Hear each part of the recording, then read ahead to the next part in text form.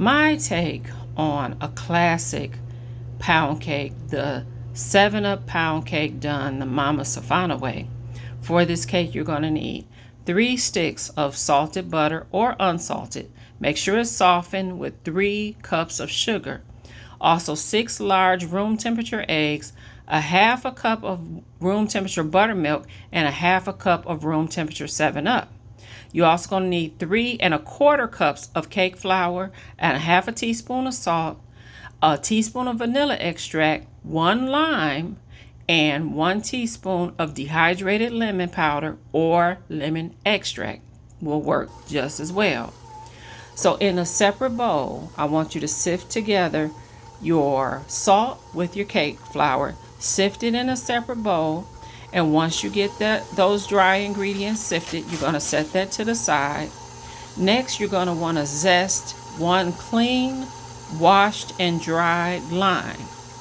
You need all of the zest from this lime as well as the juice. So you may want to pop it in the microwave for a couple seconds so it can get nice and juicy. So we want to juice the whole lime.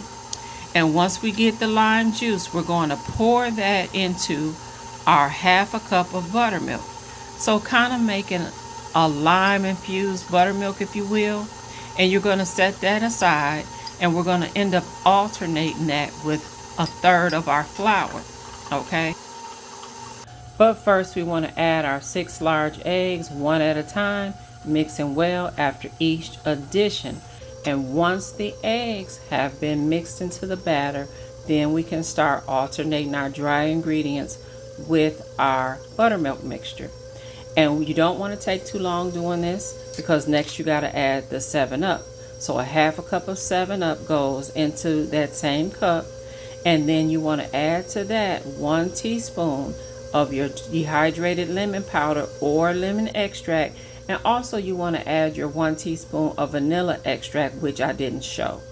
And then you're going to alternate these two. So take about 1/3 of the flour and put into your batter a little at a time, alternating with your half a cup of 7-Up. And then don't take too long doing this. Just do it until just incorporated on a low speed, which is important, because after you do this, you got to get in your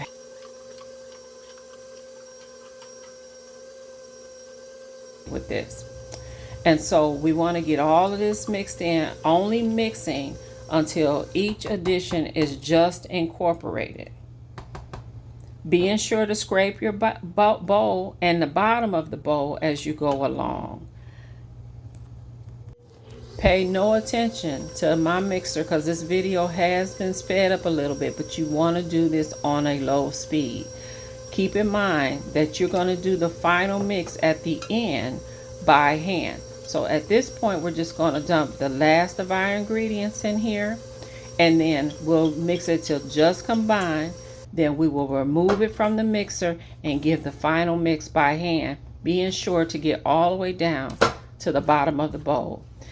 You want to put this batter into your greased and floured prepared pan, or use baking spray, and bake this in a preheated oven at 325 degrees for 1 hour and 20 minutes, maybe 1 hour 25, depending on your oven. And while the cake is baking, you can also make the glaze. Here is my final result, and it came out beautiful and perfect. I let it cool in the pan for only about 10 minutes, and then I will flip it out. I will set it to the side, and that's when I want to get ready to glaze it. But the glaze is so simple and so easy.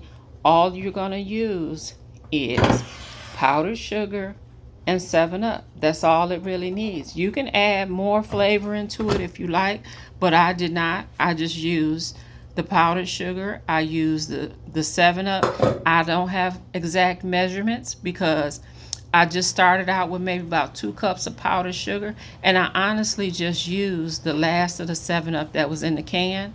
But you want to just go a little at a time till you reach your desired consistency. So had it came out too thin, what I would have done is I just would have added a little bit more powdered sugar until I got the thickness or thinness that I desired. It's really no science to this. You just kind of got to do each one a little at a time. And the glaze pours on beautifully. You can put on as much of this glaze or as little of this glaze as you like.